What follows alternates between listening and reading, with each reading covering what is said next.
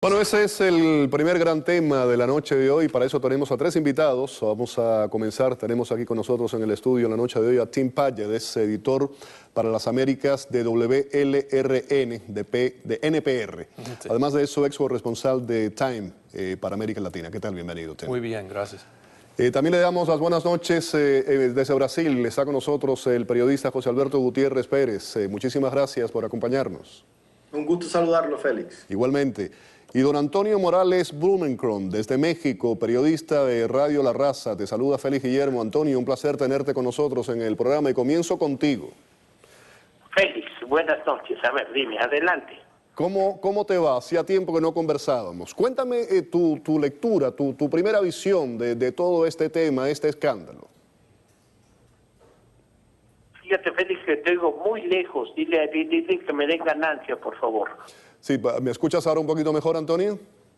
No, fíjate que no te oigo muy, vamos a ver, lejos. Vamos entonces a Brasil. Ahí te oigo perfectamente bien. Ahora me escuchas bien, qué bien. No, te estaba preguntando, primero te estaba dando la bienvenida y te decía que qué bueno que te estabas con nosotros en el programa, pero quería saber tu primera lectura, tu visión, tu lectura del tema este de Estados Unidos, de Brasil y México y esas escuchas.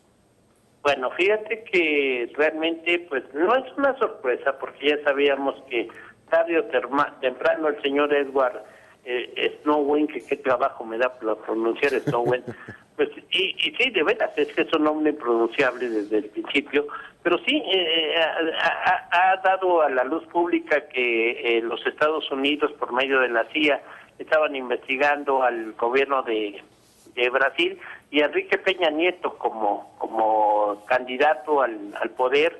Y lo que más nos preocupa es que de repente te dicen, y es que nosotros ya sabíamos quiénes iban a ser los secretarios de Estado de este país. Yo creo que sí molestó mucho en México y a los mexicanos, pues sí, haz de cuenta que nos echaron limón en una herida abierta. Y sí, la Secretaría de Relaciones Exteriores de México ha emitido una nota diplomática diciéndole al gobierno de Estados Unidos que nos diga si es cierto que la CIA nos investigó, pero voy a decir algo que te lo digo como periodista, aunque como mexicano sí me da un poquito de escozor. Sí. Esto no es nuevo para nosotros. Mira, hay un periodista norteamericano que aparte es escritor que se llama Philip Allí. Él fue ex agente de la CIA y allá en 1975 publicó un libro que se llamaba La compañía por dentro, el diario de la CIA, y en el cual agregaba e informaba que varios presidentes, fíjate, esto es lo grave, presidentes de México fueron miembros de la CIA. Uno de ellos se podría decir el presidente que yo más respeto del siglo XX, que es Adolfo López Mateos, y que la clave que tenía con la CIA era Lienboy, número 2. Luego, el siguiente presidente que le siguió, que fue Gustavo Díaz Ordaz, cuya clave secreta era Limpo 8, y Luis Echeverría Álvarez, que fue un presidente muy polémico en México, Limpo 14. Yo no sé si esto es cierto o no. Yo es lo que te digo, que sale en el libro de Philip Allí, que murió en 1975. No, en 1975. Antonio, espérame ahí un momentito. Déjame. En el 2008. Déjame ir con José Alberto. Ahora regreso contigo ahora.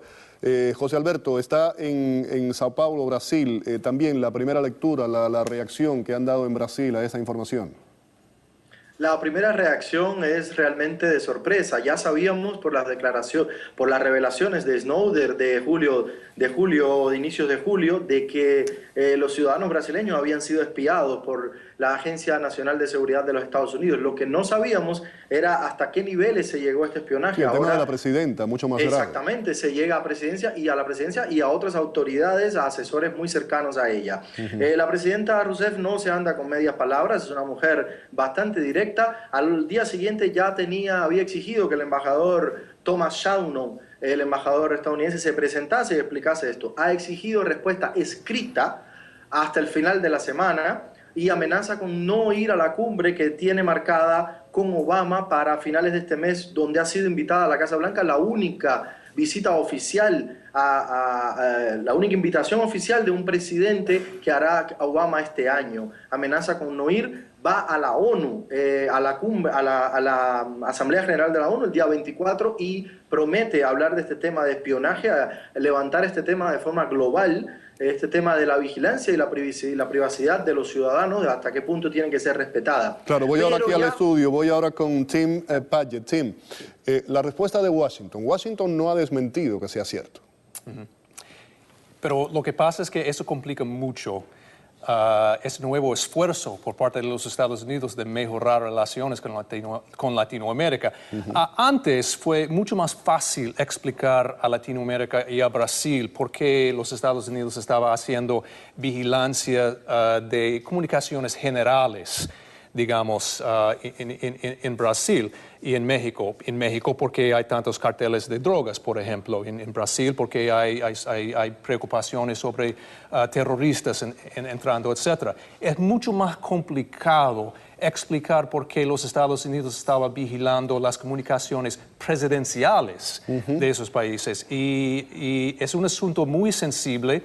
Y los dos países van a sospechar realmente que tiene que ver con cosas políticas. En México, por ejemplo, va a sospechar que estaban vigilando las comunicaciones de Peña Nieto porque durante su campaña presidencial él estaba diciendo que iba a cambiar un poco la política, la estrategia de México con respecto a la guerra contra la droga y que realmente no estaba de acuerdo con continuar la política de los Estados Unidos en esa guerra.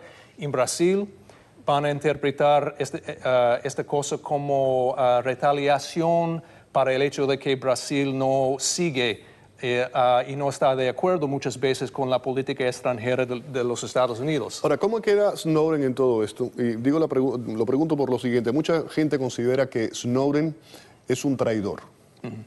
Vemos esto. Otro ángulo para otros países, otras personas, puede ser una persona que da información valiosa. Sí, que es un héroe. Y lo que pasa es que el presidente Obama ha estado mandando señales muy mixtos con respecto a ese asunto. Él dice que por un lado que Snowden es traidor, pero al otro lado él dice que está de acuerdo que los estados necesitan más debate sobre este tipo de vigilancia que las revelaciones de Snowden ha levantado.